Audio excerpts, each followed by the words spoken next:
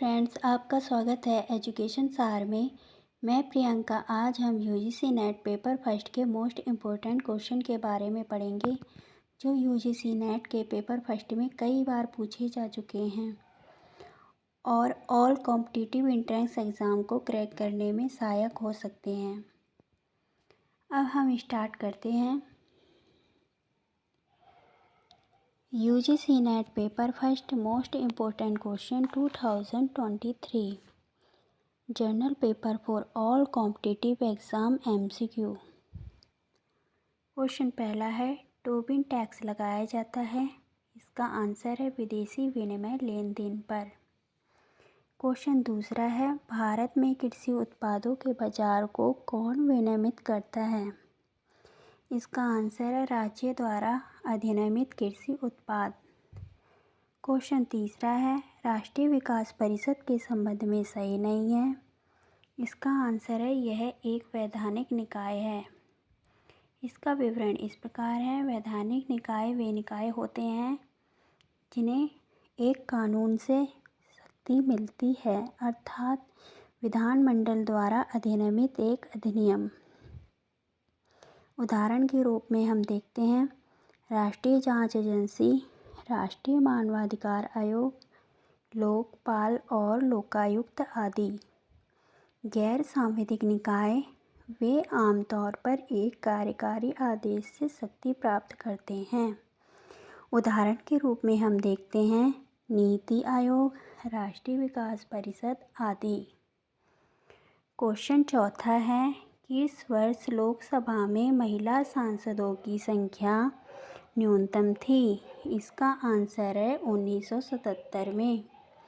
इसका विवरण इस प्रकार है, लोकसभा के लिए चुनी गई महिलाओं की सबसे कम संख्या 1977 में थी, जब निचले सदन में केवल 19 महिलाएं पहुंची, जो कि कुल लोकसभा सीटों का केवल 3.50% थी। जहां तक महिला उम्मीदवारों की बात है तो सबसे अधिक 599 महिला उम्मीदवार 1996 में, उसके बाद 2009 में 556 महिला उम्मीदवार और 2004 में 355 उम्मीदवारों ने चुनाव मैदान में थीं।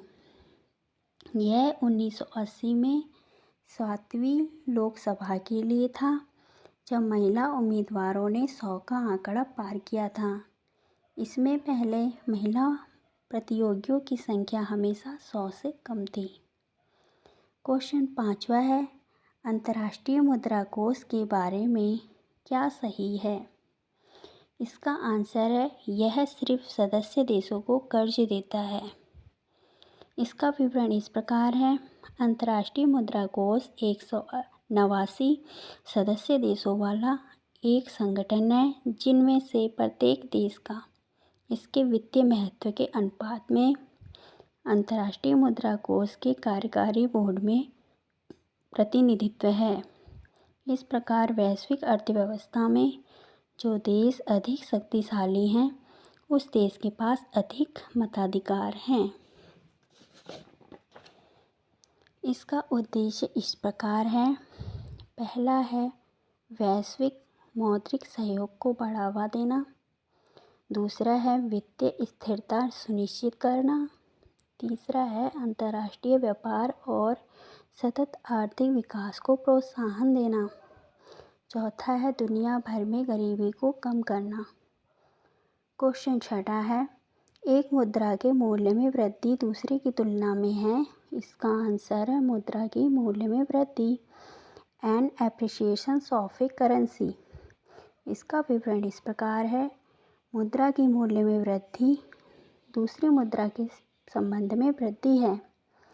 सरकार की नीति, ब्याज दरों, व्यापार संतुलन और व्यापार चक्र सहित विभिन्न कारणों से मुद्राएं एक दूसरे के खिलाफ सराहना करती हैं।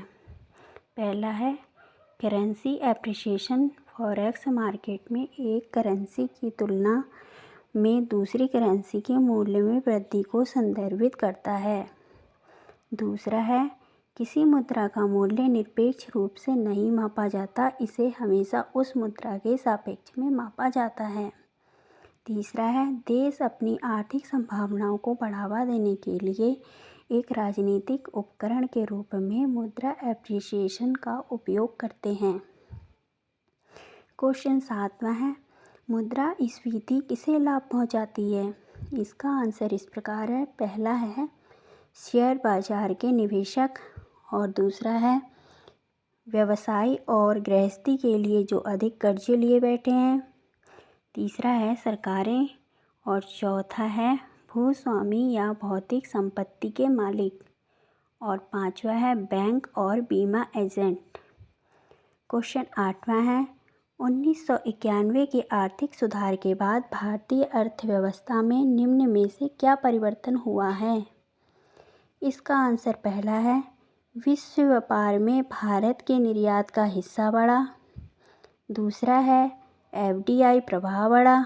तीसरा है भारत के विदेशी मुद्रा भंडार में बेतहाशा वृद्धि हुई। इसका विवरण इस प्रकार है। उस समय PV नरसिंह राव भारत के प्रधानमंत्री थे और मनमोहन सिंह वित्त मंत्री थे।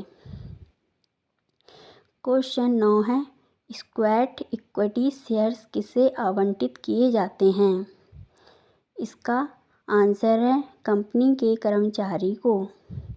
इसका विवरण इस प्रकार है। पहला, स्क्वैट इक्विटी स्टॉक का अर्थ किसी कंपनी द्वारा आपके कर्मचारियों या निवेशकों को छूट पर या नकद के अलावा अन्य विचार के लिए जारी किए गए इक्विटी शेयर हैं।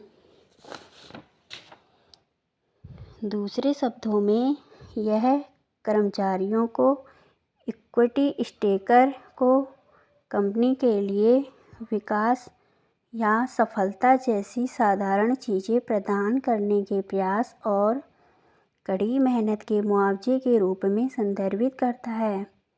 तीसरा है, स्क्वैट इक्विटी जारी करने से कंपनी अपने कर्मचारियों को उनके योगदान के लिए आकर्षित करने और बनाए रखने की अनुमति देती है।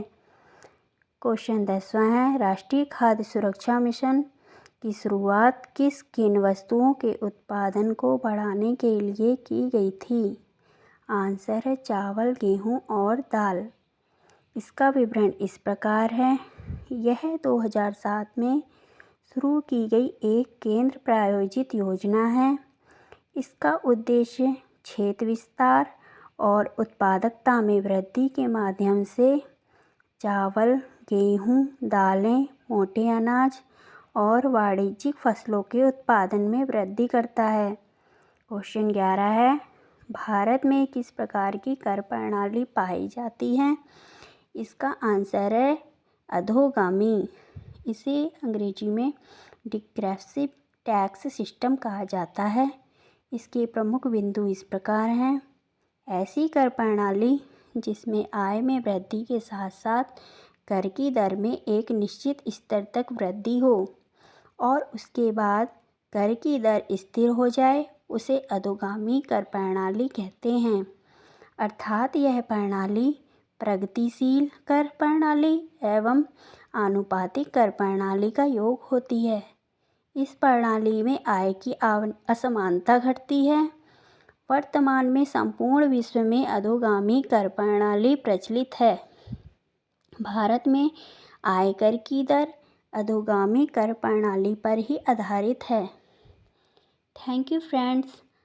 आपको मेरा वीडियो पसंद आए तो प्लीज़ लाइक एंड सब्सक्राइब करें और डिस्क्रिप्शन में मेरा लिंक देख सकते हैं और हम ऐसे ही वीडियो लाते रहेंगे। धन्यवाद।